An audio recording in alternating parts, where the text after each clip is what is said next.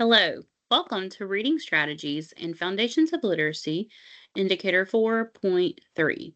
I'm Mandy Hawker, and I'm your Elementary ELA Standards Education Associate.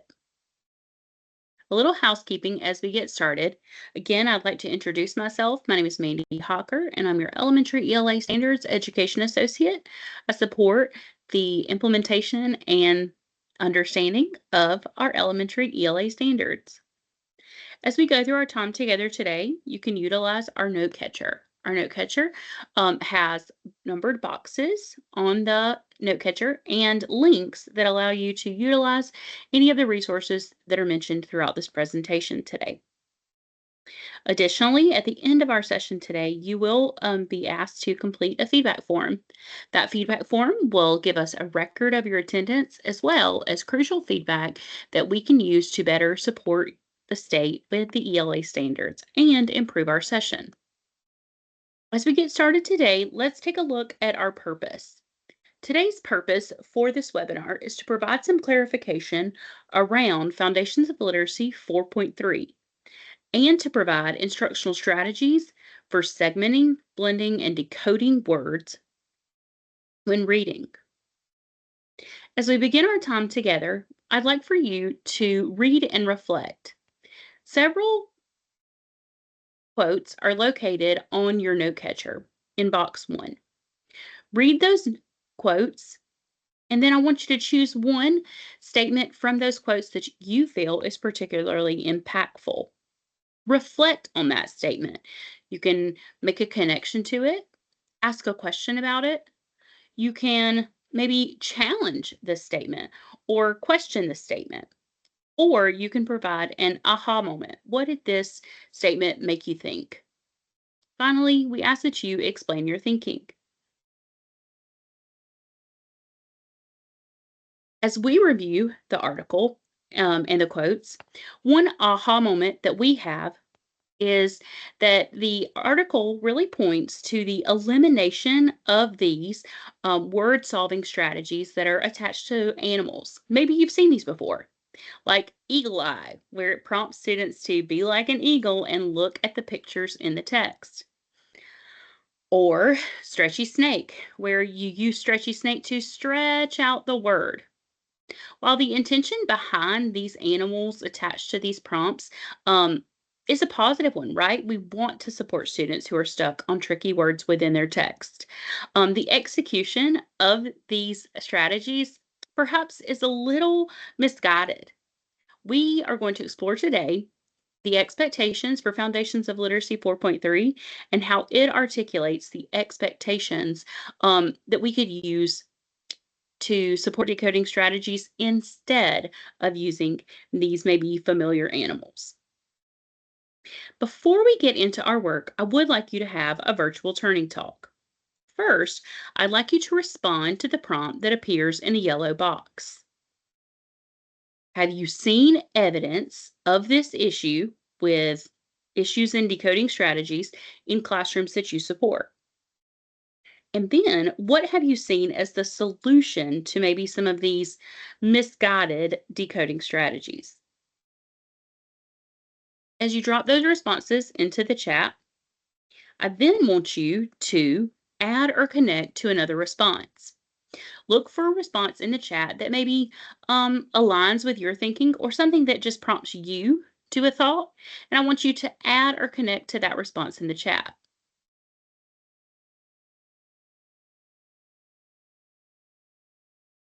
Hopefully, if you have seen evidence of these decoding ideas in the classroom, you've also seen in recent times maybe a turning away from these decoding strategies. Maybe you've seen more of a focus in the strategies for decoding that are based more in understanding the words that are on the page and decoding those sounds.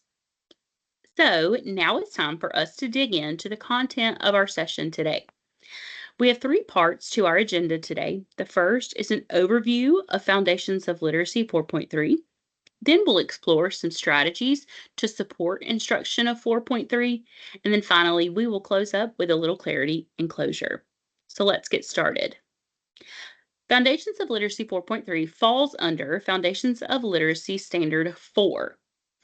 This standard, which is the expectation of end of school learning, is to read and reread grade appropriate texts with accuracy and expression at an appropriate rate to support comprehension. We often think of Standard Foundations 4 supporting the idea of fluency. So when we think about F4.3 falling under our fluency standard, we know that F4.3, those decoding strategies are in support of accurate, expressive, appropriate rated reading to support comprehension. So let's take a look at our standards map. You'll find this graphic at the very beginning of our standards document. The standards map outlines the strand, standards, indicators, as well as the grades that those apply to and the code that is attached to the standard in the standards map. The first section of our standards map deals with foundations of literacy. Again, you see that there are 4 standards attached to foundations of literacy, the first being phonological and phonemic awareness, the second, print concepts, the third, decoding and encoding, and then finally, the fourth, fluency.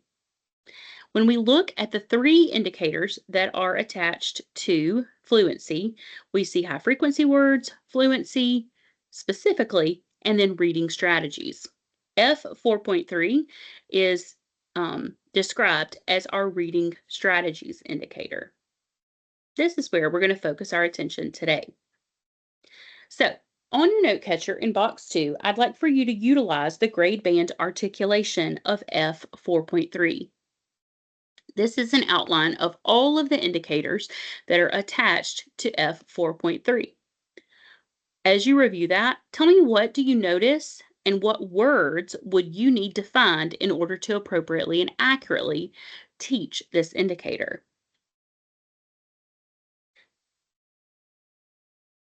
As we explore, 3 words that come to mind for me are decode, visuals, and context, and I say context clues. For decode, the definition from our 2024 ELA Standards Glossary is the act of sounding out a word using knowledge of graphemes. For visuals, this is often something that we get asked, what does the term visuals include? Well, visuals are described in our glossary as elements in a text such as images, illustrations, pictures, photographs, or other graphic designs. Visuals can be used to help interpret written information. Does this align with your understanding of visuals? And how is this similar to some of those reading strategies we saw attached to the animals at the very beginning? Yes, eagle eye tells us to look at the picture. But when we see this word visuals included in our indicator language, we know that it includes more than just the illustrations or the pictures.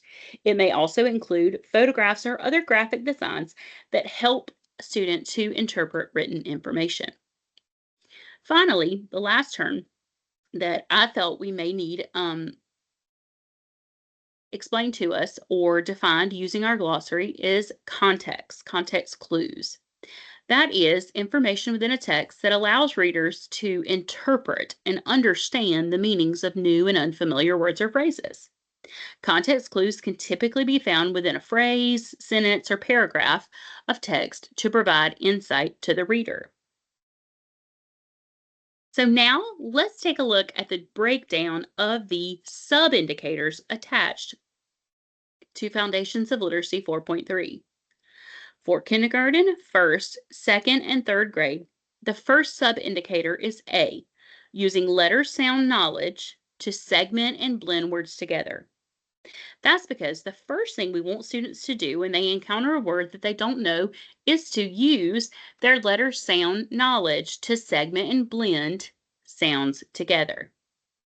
We don't want them to look at the picture. We don't want them to look at the context. The first step we want them to take is to use that letter sound knowledge to segment and blend the sounds together. The second sub-indicator for kindergarten, first, second, and third grades is to decode the word by analogy. We're going to dig into, on the next few slides, exactly what that means to decode the words by analogy. Now, for our second and third grade, we include additional sub-indicators in this standard and in these indicators. For second grade, sub-indicator C deals with recognizing chunks. For third grade, it includes recognizing chunks, but also including familiar prefixes, suffixes, or the first syllable of the word.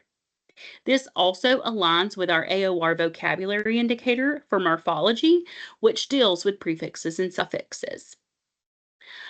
For second and third grade, sub-indicator D deals with generalizing phonics skills to unknown words.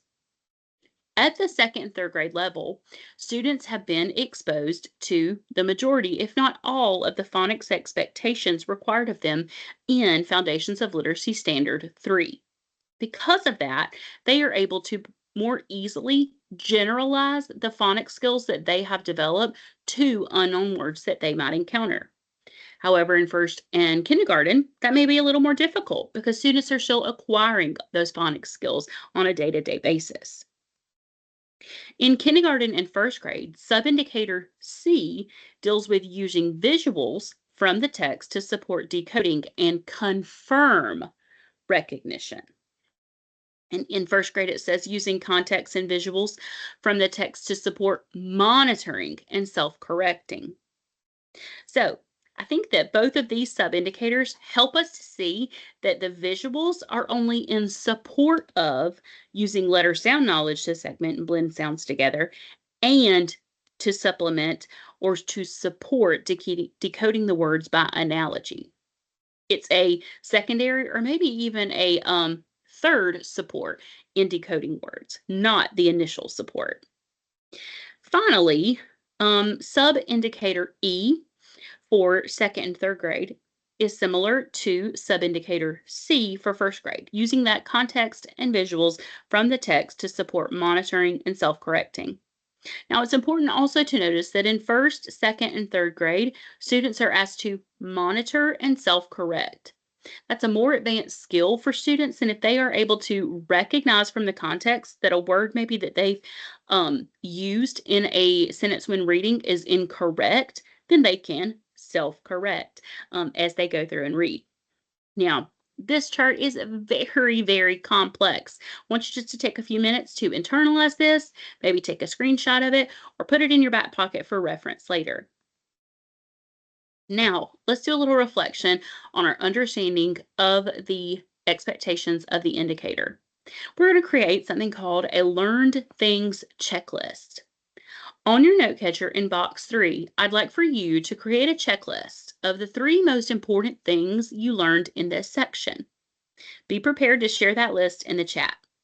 What are the 3 most important things you learned in this section? Now it's time to move into part 2 of our agenda, where we're going to explore strategies to support instruction. We know from visible learning and the work of John Hattie that evidence-based practices with an effect size of 0.4 or greater accelerate student learning. When we think about the instruction surrounding decoding strategies, one thing that we notice is that phonics instruction has a mean effect size of 0.70, meaning that it definitely accelerates student learning. That's why it's so important for us to give students experience and time in decoding strategies that are effective practices. So here's what we're going to do. On box 4 of your note catcher, you will see a link to a folder. In that folder are instructional strategies with those high effect sizes. They all attach themselves to one of the sub-indicators for F.4.3, and they're organized as such in those folders. What I'd like for you to do is explore those folders in an mind frame of keep, change, and try. As you explore those folders, which strategies can you keep to go and use exactly as they are in the classroom or in the classrooms that you support. Which of those strategies in the folders could you change to better align with your grade level expectations or with the high quality instructional materials adopted at your school or district? And then, which strategy do you want to try first? Is there one that you are super intrigued to go and try with a student who you know could benefit from some decoding support? Take a few minutes and explore that folder with this mind frame. Keep, change, and try. All right, that brings us to the end of our time together today, and it is time for some clarity and closure. One final reflection I'd like for you to have on box 5 of your note catcher is how might today's learning impact your planning, instruction, and support around reading strategies, especially with Foundations of Literacy 4.3. Well, our purpose today was to provide some clarification around Foundations of Literacy 4.3 and then to provide some instructional strategies for segmenting, blending, and decoding words. How did we meet our purpose for today? Hopefully, you feel that we have met that purpose and provided you some clarification as well as some instructional strategies to go and try with students today. That brings us to the end of our time together today. On your note catcher, there's a link to the feedback form. I'd love to hear feedback on our session together today. Thank you for attending.